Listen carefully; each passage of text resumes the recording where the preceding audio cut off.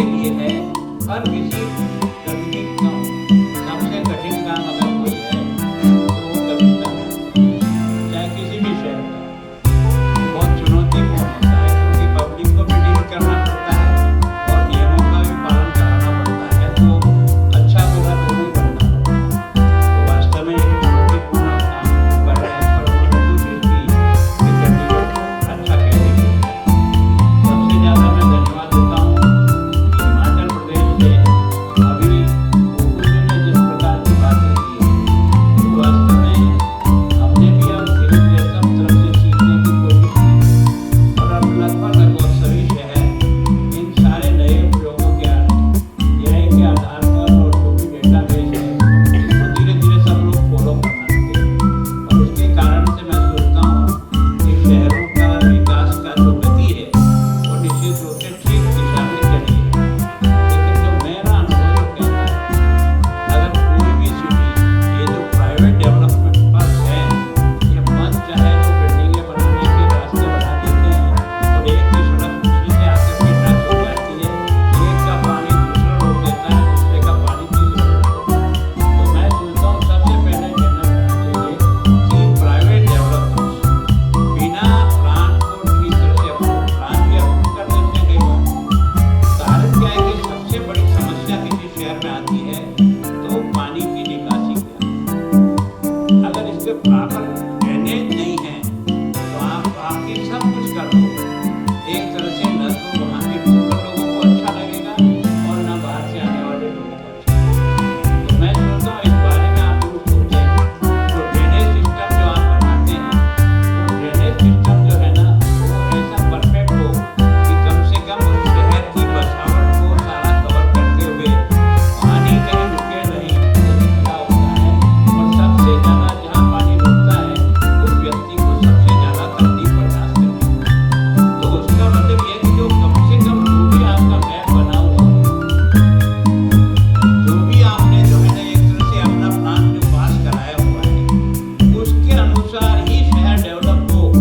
उस पर जो सख्ती करने की आवश्यकता है वो समय पर हो जाए तो बाद में जा करके वो तकलीफ के रूप में नहीं। आ जाइए अर्बन इनोवेशन मीट जो की है, मैं दोनों एजेंसी को, हमारी नगर निगम को भी और एक और है, तो उन दोनों को भी धन्यवाद देता हूँ कि उन्होंने चंडीगढ़ को मौका दिया।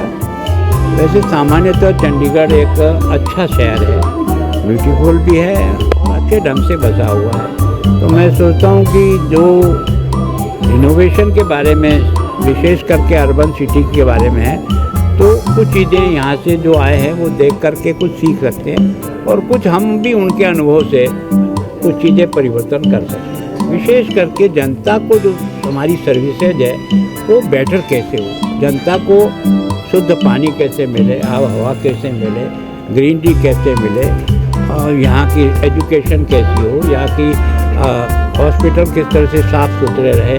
तो मैं सोचता हूँ आज ये दिन भर में विचार करेंगे और उसके बाद जो कुछ भी इनका समरी बनेगी उसको हम भी लेकर के, और मैंने इन सबसे आग्रह किया कि आप यहाँ जहाँ कहीं भी देखने जाएं, जो अच्छा ही है वो मुझे नहीं लिखें, जो कमी आपको जहाँ नज़र आती है वो मुझे ज़रूर भेज के जाएं ताकि हम उसको सुधार सकें। ठीक सर, हाँ जी सर, अब तो सिलेंडरों की कमी आ रही है, सिलेंडरों की दिक्कत आ रही है खाड़ी देशों में, उससे देखो मैं सोचता हूँ कि अभी तक जो सरकार ने बताया है कि जो घर की गैस है उसमें किसी प्रकार की कोई कमी हम नहीं आने देंगे, लेकिन जो कॉमर्शियल है उस पर ज़रूर लिमिट करनी पड़ेगी, क्योंकि जितनी हमको गैस चाहिए उतनी हमारे पास उपलब्ध नहीं है। तो जनता के बीच में जो हड़बड़ाहट मच रही है, जो घरों के अंदर खाना बन रहा है उसमें कोई दिक्कत नहीं होने वाली है। केवल और केवल उन्होंने 21 दिन में सिलेंडर देते थे, अब उसको बढ़ा करके 27 दिन का किया है। तो थोड़ी चिंता हमको भी करनी पड़ेगी युद्ध के समय में, और बाकी देशों की स्थिति को देख करके हमको उसका मुकाबला करने के लिए अपने मन से भी तैयार रहना चाहिए। सर, जो गवर्नमेंट हुआ है म्युनिसिपल कारपोरेशन, उसको लेके क्या ऐसा हमने पहले